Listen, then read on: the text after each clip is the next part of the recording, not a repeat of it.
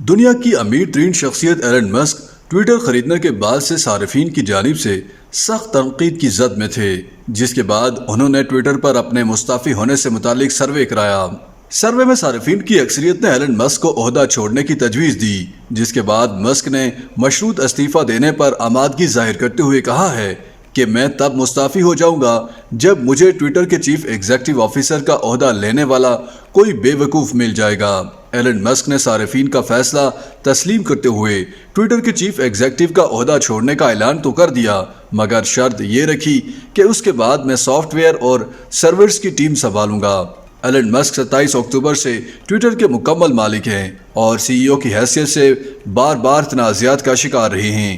وہ اب تک ٹویٹر کے نصف عملے کو برخاست کر چکے ہیں اور انتہائی دائیں بازو کے افراد کو پلیٹ فارم پر منتقل کر چکے ہیں۔ شاید انہی تنازعات اور تنقید کی وجہ سے انہوں نے بطور چیف ایگزیکٹو مستعفی ہونے کا فیصلہ کیا اور اس کے لیے پیر کو ٹویٹر پر ایک پول بھی کروایا تھا۔ اس پول میں 1.70 کروڑ سے زائد ٹویٹر اکاؤنٹس میں سے مجموعی طور پر 57.5% نے ایلن مسک کے عہدہ چھوڑنے کے حق میں ووٹ دیا۔